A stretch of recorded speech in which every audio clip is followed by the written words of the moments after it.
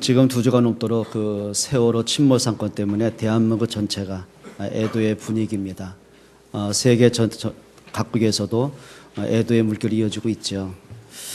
근데 이건 하나 중요합니다. 오늘 아침에 이렇게 잠깐 뉴스를 보니까 현재까지 구조가 174명, 그리고 사망이 확인된 사망자만 187명, 아직도 배 속에, 바다 속에 갇혀 있는 실종자만 115명. 참 안타까운 현실이죠. 근데 이런 대형 사건이 이번이 처음은 아닙니다. 계속 반복해 왔었고 또 앞으로 계속 반복되어질 것입니다. 이렇게 보시면 됩니다. 배가 침몰됐기 때문에 문제죠. 그런데 침몰될 수밖에 없는 그동안의 상태가 더 큰 문제입니다. 근데 참 안타까운 게 대형 사건이 터지면은 그때 미봉책으로 뭔가를 수다 떨고 해결하려고 그러지 시간 지나면 또 잊어버려요. 똑같은 문제들이 계속 반복되는 거예요. 자, 이렇게 보면 됩니다. 자, 돈에 눈먼 사람들의 작태로 만들어진 사고의 원인들이 있습니다. 그리고 자기 자리에 지키는 것만 급급한 관료들과 정치인들의 그 모습도 있고요. 그리고 국민의 안전은 뒷전이고 뭔가 자기 표 하나 때문에 사진 찍기 급급한 정치인들의 문제도 있고요. 그런데 이 세월호 침몰 사건의 그 배후에 진짜 마코 조종자가 있어요. 그게 바로 구원파에서 나온 유병헌입니다. 그러니까 이 사람이 세모라든지 아니면 여러 가지 유람선이든지 많은 기업체를 갖고 있죠. 근데 원래 그 구원파의 시작이 권신찬으로 시작된 거예요. 근데 그 권신찬이 뭐냐면 자칭 하나님이죠. 그리고 성경을 왜곡하기 시작하고 그리고 많은 기업체를 거느립니다. 그러니까 이 이단들의 특징이 있어요. 꼭 이게 종말론을 들고 나와요. 자, 말세가 되면 성경에 666이라는 이제 표가 있거든요. 자, 그러면 말세에는 그 짐승의 표를 받지 않으면 몸에 문신을 새기거나 칩을 놓지 않으면 거래를 할 수가 살 수가 없다. 그럼 그때를 대비하자. 그래서 키운 게 이제 기업들입니다.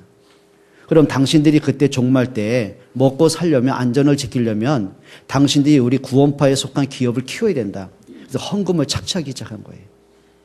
참 사람이요, 영적으로 미혹되면은 뭐가 틀린지 다른지를 분별이 안 되는 거거든요. 자, 그리고 권신찬이 죽고 나니까 그 사위 유병헌이가 후계자가 돼가지고 구원파. 거기서 빠져나오는 게 박옥수, 그리고 대한예수교 침례를 만든, 복음 침례라는 가칭으로 만든 그 이요한, 이제 이런 사람들이 이제 구원파 조직을 이끌어가고 있습니다. 그럼 거기에 관계된 많은 직원들 대다수가 구원파 신도들이에요. 그러면 정치인들, 장사꾼들, 이단들, 그 사람들만 책임이 있겠는가? 과연 저나 여러분이나 교회는 책임이 없겠는가? 이렇게 보시면 맞습니다. 아담 이후로 시대마다 교회가 교회 역할을 못할 때 시대 재앙이 왔습니다. 교회가 참 복음을 잃어버렸을 때 언제든지 후대가 고통을 받았습니다. 그게 역사의 흐름이고 교회사의 흐름입니다.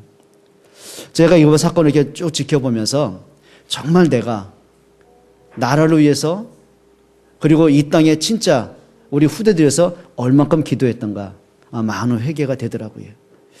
여러분 진짜 저와 여러분들에게 좀 하나님 앞에 기도하는 사람 되시기를 바랍니다. 우리가 정치인으로 입문해서 정치를 바꿀 수는 없잖아요. 그런데 정치 배후에 있는 흑암 꺾어야 되잖아요. 올바른 정치인들이 세워지도록 진짜 하나님 앞에 탄식하며 기도를 해야 되잖아요.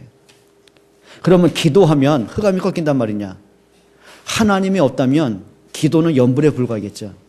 그런데 정말 하나님이 살아계신 것이 맞다면, 하나님의 능력이 맞다면 하나님은 기도하는 백성들을 통해서 당신의 나라를 이루고 갈 거 아닙니까?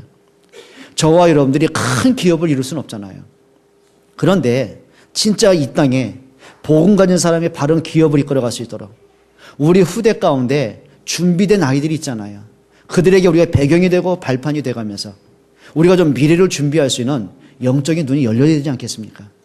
정말 우리가 하나님 앞에 기도가 회복되는 시간 되시기를 바랍니다. 이렇게 보시면 됩니다. 교회가 교회 역할을 못하면 나라의 위기가 오면 올수록요 고통받는 사람이 있습니다. 어른들이 아닙니다. 우리 아이들입니다. 요셉 이후에 그래요. 기성세대들이 복음도 잃어버리고 전도와 선교를 잃어버린 거예요. 그리고 현실에 안주하기 시작하는 거예요. 너무 풍요롭다 보니까 먹고 살만 하다 보니까 하나님을 잊어버리는 거예요. 애굽에 와서 너무 인정받고 성공하고 앞서가다 보니까 하나님이 왜 우리 조상 요셉을 애굽에 들여보내셨냐. 그래 복음과 전도 때문 아니냐. 그럼 우리가 비록 육신은 애굽에 살지만은 우리가 언약 잃어버리면 안 된다. 우리가 이 시대의 후대들에게 전도와 선교가 뭔가를 물려주지 않으면 이거는 문제되지 않겠냐. 이리 생각해야 되는 거예요. 근데 너무 풍요롭다 보니까 복음도 잃어버리고 전도와 선교에 대한 의미를 싹 잃어버린 거예요. 근데 오늘 보니까 노예가 되고 싶어 노예된 게 아니에요. 자기도 모르는 사람의 사이에 애굽의 노예가 된 거예요. 그게 몇 년으로 끝난 것이 아니라 430년 동안 자손이 대대로 노예로 살 수밖에 없는. 그 어느 날 바로가 유대인을 통치하기 위해서 보니까 너무 강성해지거든요. 그러니까 법으로 정한 겁니다.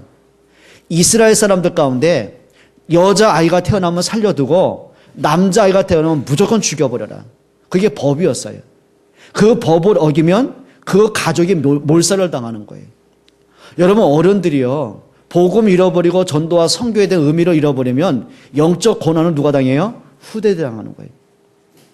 자, 이 바리새인과 제사장들과 유대인들, 종교인들이 힘을 합쳤어요. 그리고 예수를 십자가에 못 박혀 죽입니다. 그러니까 빌라도가 눈치를 챈 겁니다. 예수님이 사형당할 만한 죄인은 아니었어요.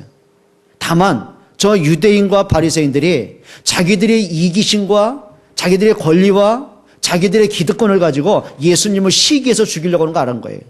그러니까 하는 말이죠. 어쩌든 살려주고 싶었던 거예요. 그러니까 이 빌라도가 그 자기 로마법과 유대인의 법을 가지고 그래 6월절 명절 때가 되면은 죄수 하나를 놓아주는 게 관리 아니냐. 그럼 내가 너희가 원하는 사람이 누구냐. 죄수 하나 풀어주겠다. 그러니까 이 사람들은 한 거야. 그러면 이제 조건을 낸 거죠. 내가 바라바를 놓아줄까? 너희가 못 받기로는 예수를 놓아줄까? 그러니까 바라바는 그 당시에 극악한 죄인입니다.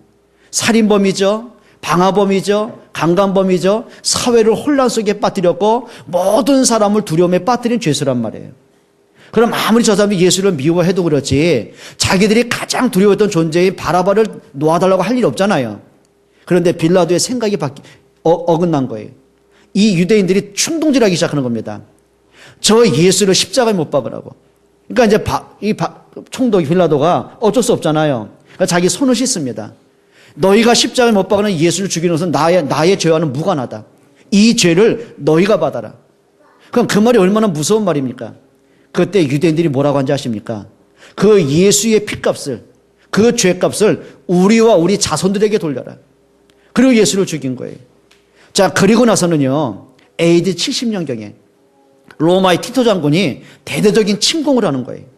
그리고 예루살렘을 함락을 하고 모든 사람을 학살하고 그리고 모든 재산을 탈취하고 예루살렘을 불태워버리고 그것 때문에 디아스포라 모든 유대인들이 전 세계로 뿔뿔이 도망친 인생이 되는 거예요. 그리고 1800년 동안 나라 없이 사는 서름을 겪어요.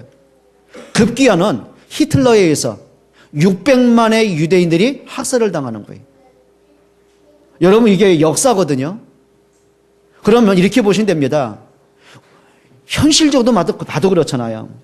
우리 부모들이 영적으로 바로 서지 못하고 생각을 건강하게 못하고 우리의 삶을 제대로 하지 못한다면 그 부모 때문에 아이들이 보고 자란 게 있잖아요. 우리 부모가 믿는 하나님이 어디 있어 뭐 하나님 믿어도 소용도 없는데 뭐 저렇게 믿을 바에는 왜 하나님을 믿겠어? 교회가 무시되는 거예요. 그 결과로 오늘날 교회 안에 한국과 전 세계 교회에 청소년들이 다 떠나가 버렸어요. 이제 한국 교회도 어른들만 남은 시대가 된 거예요. 자, 아이들이 부모 삶을 보면서 너무 많은 상처를 받는 거예요. 그 말을 보면서 들으면서 부모의 삶을 보면서 행실을 보면서 막 가정을 떠나고 방황하고 그게 오늘 청소년 문제란 말이에요. 애들이 얼마나 외롭습니까? 그러니까 애들이 뭔가 집착을 하는 겁니다. 그게 어딥니까? 부모랑 뭐 대화가 됩니까? 학교에 가면 교사와 뭔가 마음을 터놓습니까? 친구들을 만나면 가까워지긴 하는데 이게 경쟁 상대거든요. 많은 불안함이 있잖아요. 그 결과로 아이들이요, 집착하는 게 뭔지 아십니까? 게임. 예, 아이들이 막 보니까 본드 중독 같은 데로 마약으로 가고요. 타락으로 가고요. 지난주에 어떤 부모님이 안타깝게 자기 아이를 놓고서 정말 좀 만나달라고. 내가 물어봤죠. 그 아이가 목사님 나를 만나고 싶어 하냐고. 그건 아니래. 그러니까 부모의 안타까움이 있잖아요. 만나달라고. 그러니까 그 아이가 핸드폰 알려주더라고요. 그러니까 전화를 했죠. 늦은 밤에. 했더니 그 주변에 들리는 소리들 있잖아요. 고등학교 1학년 남자예요. 그러니까 부모는 지방이니까 얘가 운동을 하는데 얘가 이제 수원에 와서 운동만 집중하고 이제 그런 시스템이 있더라고요. 아이들이 운동 끝나고 하는 것 뭐라고 생각하십니까? 그 들어보니까 막 여자들 소리, 그것서 술 먹고 막 이렇게 혀꼽을 하는 소리, 고등학교 1학년들이에요. 이게 무슨 얘기라고 생각하십니까? 그럼 그 아이 하나뿐이겠습니까? 제가 지금 예수 믿은 지 중학교 3학년이 돼서부터 아이들을 이렇게 교회에서 가르쳐 봤잖아요. 그리고 80년도에 전도사가 됐고, 오늘까지 수많은 청소년들을 만나보잖아요. 그리고 전 세계 청소년들을 수도 없이 만나보잖아요. 만나면 만날수록 내 마음속에 뭐라 그럴까요? 참 왜 이럴까라는 거 있잖아요. 이 아이들에게 왜 이렇게 상처가 많을까? 이 아이들이 영적으로 왜 이렇게 황폐했을까? 왜 내일이 되면 미래가 이렇게 없을까? 그게 어떤 한두 사람의 특정 인물이 아니라 대다수의 아이들이. 이게 뭘까? 그 아이들이 황폐할 수밖에 없고 삶에 문제가 올 수밖에 없는 게 어디서 왔을까? 첫째는 교회 책임이 아닌가? 그리고 더 각기게는 가정에서의 문제 아닌가? 이게 부모들의 영적 상태가 아닌가? 이게 정치와 교육의 시스템이 아닌가? 이거 어떻게 할 거냔 말이에요. 여러분, 오늘 이 시간이 여러분이 살고 가정이 살고 특별히 여러분 자녀들이 사는 응답의 날이 되시기를 축원합니다. 이제는 우리가 복음으로 돌아가야 됩니다. 말씀으로 돌아가야 됩니다. 하나님이 원래 인간을 창조하셨던 그 창조의 법칙으로 돌아가야 됩니다. 그것만이 사는 길이거든요.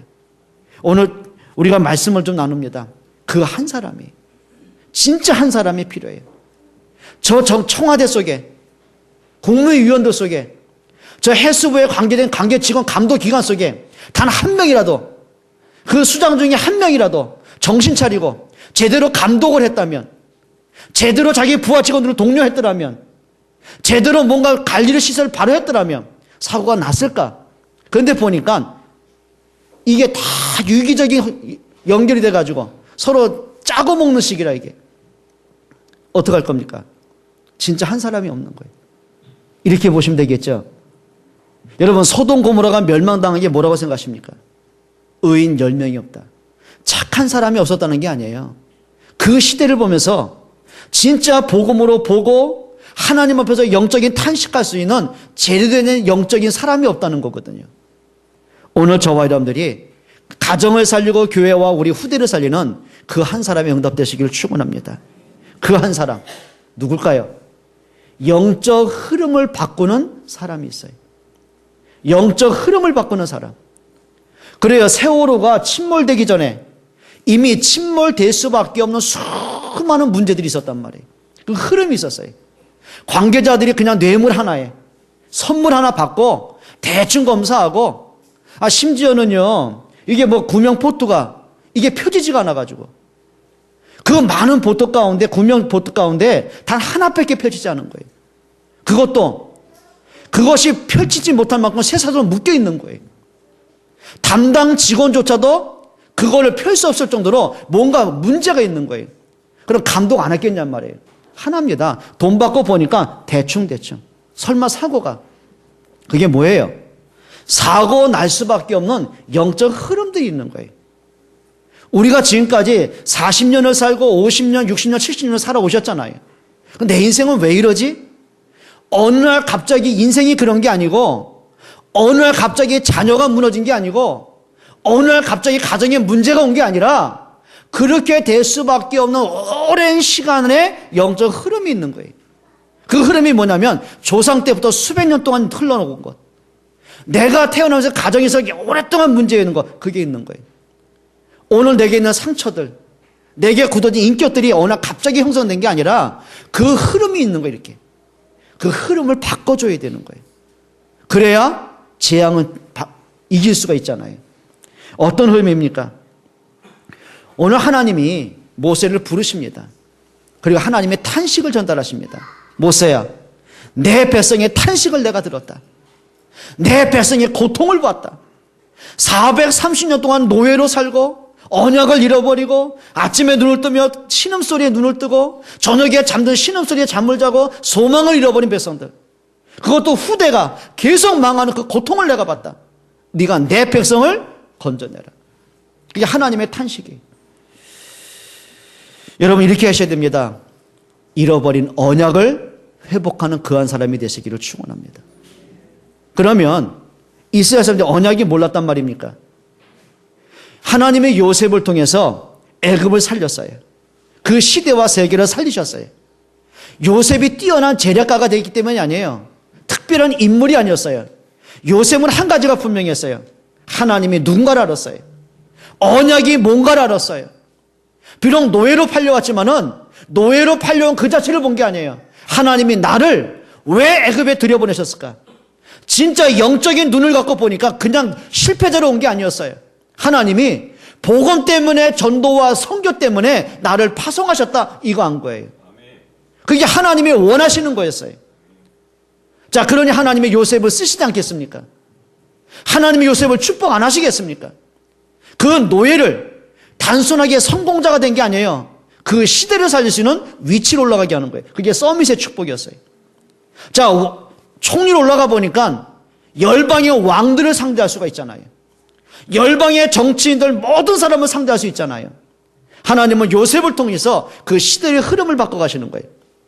7년 동안 대 흉년이들, 그러니까 전 세계가 미래를 예측할 수 없잖아요. 그러면 1년만 비가 안 와도, 흉년 들어도 모든 사람이 아사가 되고 고통을 겪는데 7년 동안 비 한 번은 안 내려요. 7년 동안 곡식을 수확할 수 없어요. 어떻게 되겠습니까? 전 세계가 죽어야 될 그 상황에 하나님의 요셉을 통해서 시대 살리는 준비를 갖춰놓은 거예요. 그러면 후대가 깨달아야 되잖아요. 요셉이 죽고 난 이후에 그 1세대, 2세대, 3세대 후대들이 알아야 되잖아요. 놓치지 말자. 잊어버리지 말자. 하나님이 우리 조상 요셉을 이곳에 보내신 이유를 놓치지 말자. 오직 복음이다. 오직 전도다. 그게 삶이 되고 내용이 되고 후대에게 전달했어야 되는 거예요. 근데 이상하죠. 요셉이 죽고 나자마자 언약이 흔들려 버리는 거예요. 너무 풍요로우니까, 먹고 살만 하니까. 이게 우리한테 영적으로 황폐되는 시작들입니다. 모든 문제의 시작은요, 경제 문제 아닙니다. 정치인들 문제 아닙니다. 우리 속에 내가 하나님을 믿는데 영적인 잠이 드는 게 이제 문제의 시작이 되는 겁니다. 영적으로 깨어나기를 주의 이름으로 축원드립니다. 잃어버린 것 하나님이 회복하게 하십니다. 모세야, 이 백성이 사는 길이 있다. 6월절 어린 양의 피 회복해라. 모세가 6월절 피 언약을 깨닫고 보니까 너무 감사하죠. 80년 동안 헤맸던 자기 인생이 회복되기 시작하는 거예요. 황폐된 영적인 상태가 일어나기 시작하는 거예요. 낙심해서 소망이 보이기 시작하는 거예요. 두려워 떨던 애굽에 도전할 수 있는 힘이 있는 거예요. 들어갑니다. 그리고 한 가지 선포했습니다. 자기가 했다고 하고 싶은 말이 아니에요. 하나님이 하시는 말씀을 바로에게 선포하는 거예요. 바로가 피 언약을 알아듣겠습니까? 이렇게 말합니다. 네가 믿는 하나님이 누구냐? 감히 내 손에서 너희 백성을 건져내겠냐? 한번 해봐라. 갖고 놀겠다는 거죠. 그게 바로의 착각입니다. 바로가 시간이 지나면서 10가지 재앙을 겪으면서 한 가지 결론 내립니다. 하나님의 말씀을 거부할 수 없음을 합니다. 두 손도 들죠. 그리고 나온 게 출애굽의 기적입니다. 피 언약을 회복했을 때 모세의 개인의 운명이 바뀌었어요. 피 언약을 회복했을 때 조상 때부터 왔던 모든 가문의 저주가 끝이 났어요. 피 언약을 회복했을 때 가정의 재앙이 끝이 났어요. 후대가 살았어요. 그게 응답입니다. 여러분, 영적 흐름을 바꾸는 여러분 되시기를 주의 이름으로 축원드립니다. 모든 사람마다 개인의 문제 갖고 있잖아요. 모든 가정마다 탄식하는 문제가 있잖아요.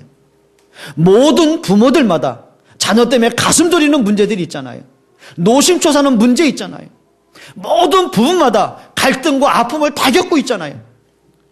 나라마다 재앙이 끊임없이 오잖아요. 답은 하나입니다. 복음으로 돌아가는 겁니다.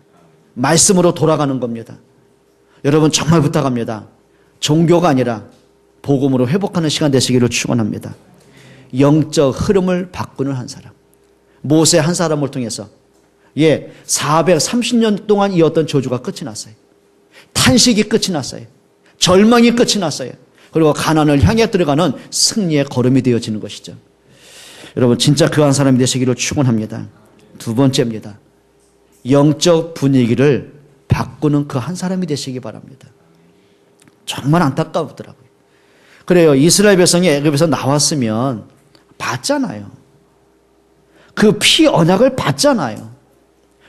바로가 무릎을 꿇은 것이 자기들의 골기라고 힘을 합친 게 아니잖아요. 잃어버린 언약, 피 언약을 회복했을 때 바로가 항복하는 거 봤잖아요. 피 언약 발랐을 때 출애굽하는 기적을 체험했잖아요.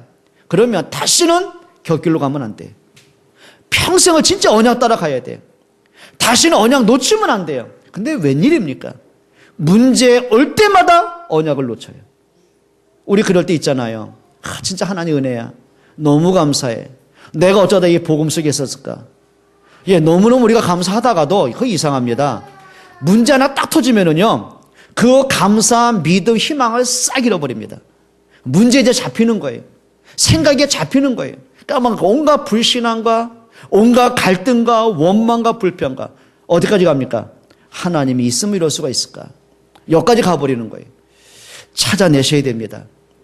여러분, 광야 40년길 가면서 불신앙을 계속 만들어내는 사람이 있었어요. 사람들을 막 찾아다니면서 이 사람 저 사람 만나면서 자꾸 불신앙을 만들어내는 사람이 있었어요.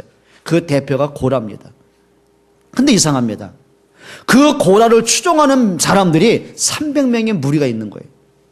근데 고라와 300명의 일당들이요, 그 수백만의 이스라엘 백성들에게 계속 불신앙의 여론을 만들어내요.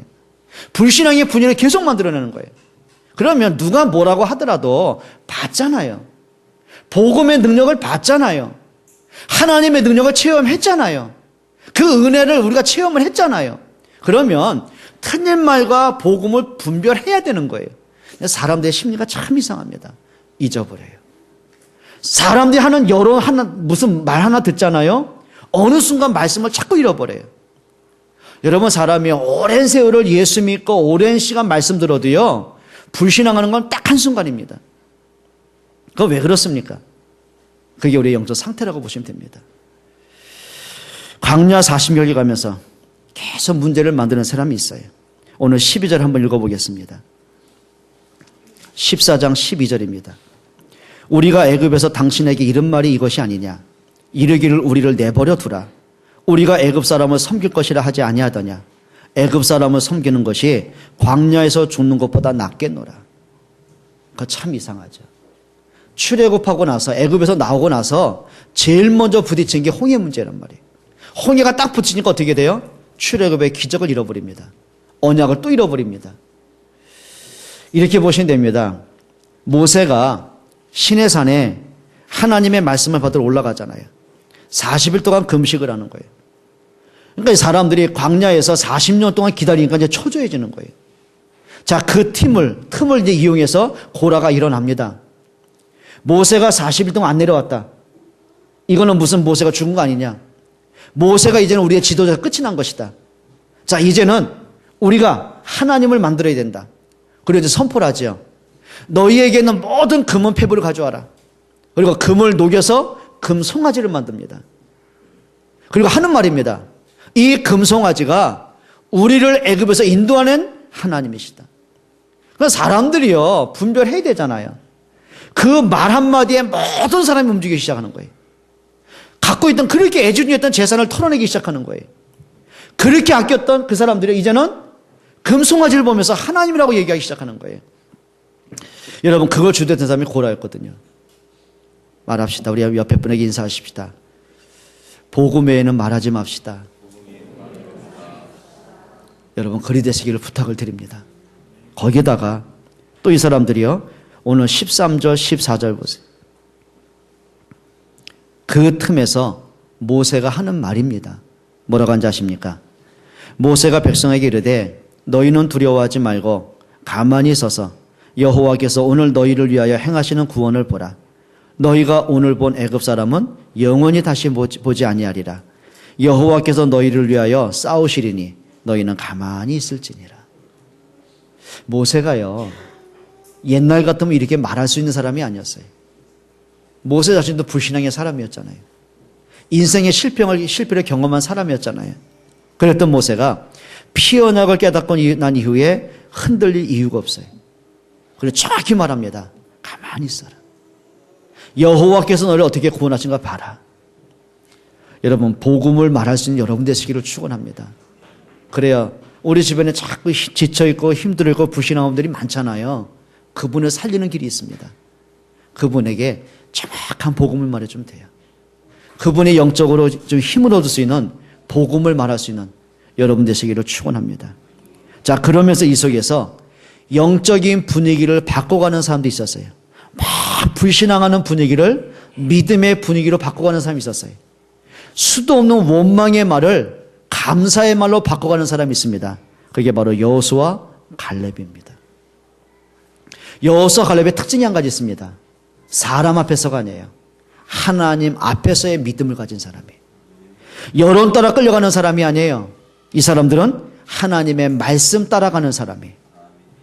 자, 분위기 때문이 아니에요. 어느 것이 하나님의 뜻인가를 늘 찾는 사람이었어요. 이게 분위기를 바꾸는 사람들입니다. 여러분, 부모님들은 자녀의 영적인 분위기를 바꿔갈 수 있기를 축원합니다. 힘이 있어야 됩니다. 여러분, 우리 아이들이요, 정상적으로 예배하고 은혜 받을 수 있는 분위기가 있다고 생각하십니까? 아닙니다. 여러분, 아이들이 대하는 문화들 한번 보세요. 아이들이 살아가는 그 문화, 학교 현장, 문화 현장, 여러분, 이 문화를 보면은요, 아이들이 제대로 정신 차리고 학업에 도전하고 미래에 꿈꾸고 믿음 지키고 그런 분위기 아니에요. 한번 솔직하게 얘기해 볼까요? 아이들이요, 예배하는 한 시간이 행복할까요? 게임하는 한 시간이 행복할까요? 한번 얘기해 봐요. 게임하는 한 시간이 행복할까요? 예배하는 게 행복할까요? 애들 예배에 관심 없습니다. 자, 아이들이요, 밥 먹는 시간을 기다릴까요? 게임하는 시간 기다릴까요? 얘기 좀 해봐요. 애들이 학교 가는 걸 즐거워할까요? PC방 가는 걸 즐거워할까요? 위지 안 해, 그래. 그게 애들 문화입니다. 그럼 여러분 아이들이 게임하는 내용은 알고 계십니까? 옛날처럼 우리가 뭐 고상하고 뭐 정서적인 그런 게임한다고 생각하십니까? 아닙니다. 아이들의 인격이 파괴될 수밖에 없는 게임의 모습이 있어요. 이번에 어딥니까? 셧다운제라고 그러죠? 그게 뭐냐면 12시부터 새벽 4시 사이입니까? 아이들이 게임 접속하는 걸 차단시키는 것. 그게 이제 합헌으로 이제 판단이 됐어요. 근데 그걸 들고 일어난 사람은 정치인들의 수도 없이 노비라는 사람이 있습니다. 누굴까요? 게임 업체입니다. 왜? 자기 돈줄 막히니까. 꽤 오래된 얘기예요. 리니지를 개발했던 사람. 김석 누구요? 김택진. 게임 업주 이름도 알아요, 제 친구는. 대단한 겁니다. 김택진. 이 사람이요, 리니지 1을 만들었어요. 얼마 번지 아십니까? 9천억을 순이익을 남겼어요. 9천억. 상상이 안 되죠? 전에 제가 얘기했어요. 여러분, 빳빳한 돈 10,000원짜리 신권을 차곡차곡 쌉니다. 그럼 9천억이 얼마인가 한번 계산해봐요. 63빌딩을 10,000원짜리 싸가지고 새 돈으로 올라갔다 내려왔다 올라갔다 내려왔다가 2천억입니다. 그러면 9천억이면 얼마예요? 대박을 터뜨렸어요. 그 돈의 대다수의 돈이 누구의 주머니에서 나오는지 아십니까? 여러분 자녀의 주머니에서 나왔어요. 초등학생, 중학생, 고등학생, 20대 청년들이에요. 주로 게임 세대들 아닙니까? 9천억을 청소년들 주면서 빼냈어요. 돈 벌어야 되겠죠. 리니지 2를 만들었어요. 하얏트 호텔에서 기자회견을 하고 있습니다. 그때 한 기자가 물어봤습니다. 리니지 1을 보니까 너무 폭력적이고 잔인하고 선정적인데 리니지 2는 더 할 거 아니냐? 더 자극적일 거 아니냐? 그럼 당신의 자녀가 그 게임을 한다면 어떡하겠냐? 김태준 이 자식이 뭐라고 한지 아세요? 우리 아이들 게임 못하게 컴퓨터 치워버렸대. 예, 헐. 자기도 아는 거예요. 그 게임에 중독되면 정서적으로 어떻게 파괴되는가를 아는 거예요. 게임에 중독되면 그 아이의 미래가 무너지는 거 아는 거예요. 그런데 왜 만들어요? 돈 벌어야 되니까. 그러니 자기 자식은 하면 안 되는 거예요. 그게 장사꾼입니다. 아이들이 그것뿐이겠습니까? 아이들이 가면은 주로 얘기하는 게 뭔지 아십니까? 학교 가면은 연예인 얘기해야 돼요. 그러니까 제 아는 상담한 아이가 목사님 저요 드라마 관심 없고 공부해야 되는데요. 학교 가면 대화가 안 된대. 왕따가 된대. 연예인들 얘기를 하는데 자기가 누구 얘기인지 모르는 거예요. 그러니까 이게요 4차원 세계에서 왔다고 왕따 시키는 거예요. 연예인 얘기 해서 나쁜 건 아니겠죠. 그런데 문제는 그 연예인들이 아이들에게 좀 모델이 되고 본이 되냐가 문제입니다. 문제가 되기 시작하는 겁니다. 여러분 우리 아이들이요 그것뿐이겠습니까? 영적으로 인격적으로 미래를 두고서 성장하지 못할 만큼 많은 요소들이 있는 거예요. 어떻게 할 겁니까? 여러분 진짜 부모들이요 영적으로 민감하지 못하면 아이들이 죽어가는 건 모르고 죽이는 거예요. 부모하고 상담하면 안타까운 얘기 똑같이 합니다. 우리 애는 그러지 않는데. 우리 애는 안 그런다네요. 우리가 이제 성교하니까 이제 불과 소수의 아이들 우리가 양육하고 있지 않습니까? 너무너무 이쁘고 너무너무 감사해요. 그러니까 제가 하루 중에 아이들 만나는 시간이 굉장히 좋아요. 일부러 와서 놀아주기도 하고 메시지도 해주기도 하고 이게 시간 지나서 많이 바뀌는 걸 보게 돼요. 근데 반면에 또 뭐가 보이냐면은 이 아이가 이 문제 이거 바꿔주지 않으면 이게 문제될 수 있겠다. 그게 보여지는 거예요. 그런데요 부모는 몰라. 지 새끼 문제 몰라. 가끔 얘기하지만 에이 목사님 그런 얘기 하지 말라는 거지. 내가 우리 김정희 장로한테 예언이 얘기하고 예찬이 해주면은 몰라. 왜? 사랑스러운 내 새끼야. 근데 이렇게 보면 알아. 주에 김혜은 지사 몰라. 내가 보면 알아. 얘기하면 옛날에 피고 웃었다니까. 근데 자기가 애하고 같이 이렇게 공동 양육을 하다 보니까 보여지는 거예요. 이렇게. 여러분 진짜입니다. 부모가 복음으로 무장하지 못하면 기도의 힘을 얻지 영적인 힘을 얻지 못하면은요 자녀의 영적인 상태에 절대 바꿀 수 없습니다. 은혜 받기를 축원합니다. 여러분 가정의 영적인 분위기를 바꿀 수 있는 교회 안에도요 믿음의 사람만 모여 있으면 괜찮아요. 그런데 다양한 사람이 있는 거예요. 불신자도 있지요. 영적 문제 있는 사람도 있지요. 상처만 사람도 있죠. 삶에 고질적인 문제 있는 사람이 있죠. 말 함부로 하는 사람이 있죠. 다양한 믿음의 사람도 있지만 골고루 있잖아요. 누군가는요 영적인 분위기를 자꾸 바꿔줘야 돼요. 여러분 연약한 사람이 힘을 얻을 수 있는 불신앙하는 사람이 믿음을 회복할 수 있는 예배가 안 되고 삶이 안 되는 사람이 진짜 말씀 붙잡고 자기 상태와 싸울 수 있는 영적 분위기를 바꿀 수 있는 누군가가 필요한 거예요. 그래서 이게 축원합니다. 관료사회 속에서 우리가 이렇게 하면 안 되잖아. 그래 우리의 역할을 제대로 해야 되잖아. 누군가가 선구자 역할을 했다면 좋은데 아니요. 그렇게 했다면 또 왕따 되는 거예요. 나만 손해보는 거예요. 그냥 끼리끼리 어울려 가는 거예요. 그게 오늘날 총체적인 위기입니다. 분위기를 바꿔야 나라 삽니다.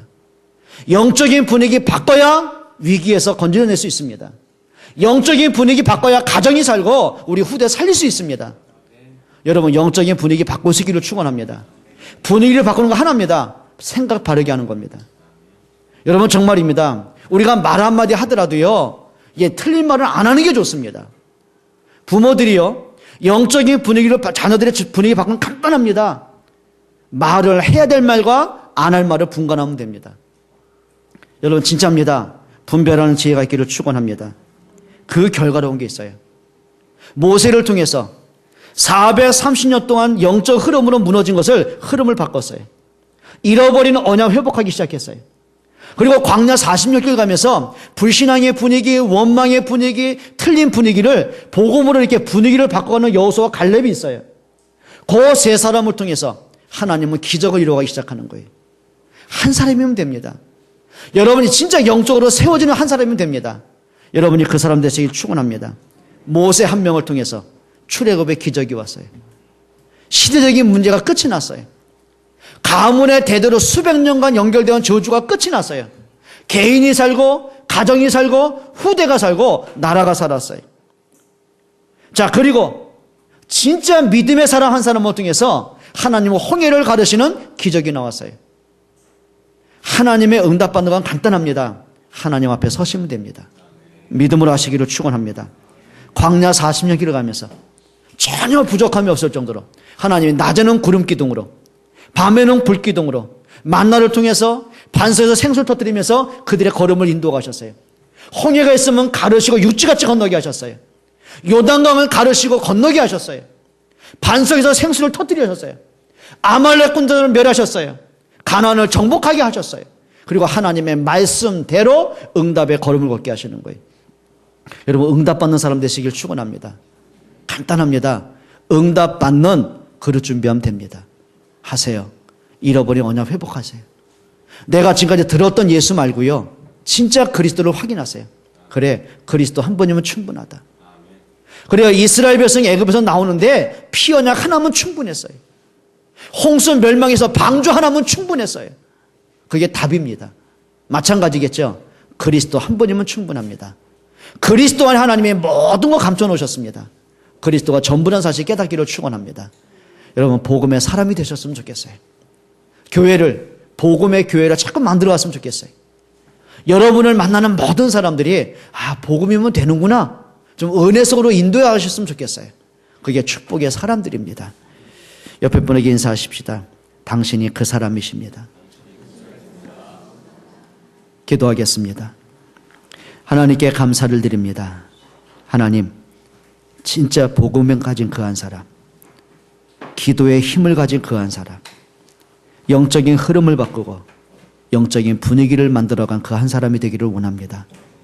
우리 자신의 힘이 아니라 하나님 새 힘을 부어 주옵소서. 성령의 충만함을 주옵소서. 하나님 앞에 서게 하시고 말씀 따라갈 수 있는 영적인 힘을 더하여 주옵소서. 저희를 통해 가정이 살고 우리 자녀가 살고 후대가 사는 은혜를 주옵소서. 예수 그리스도의 이름으로 기도합니다. 아멘.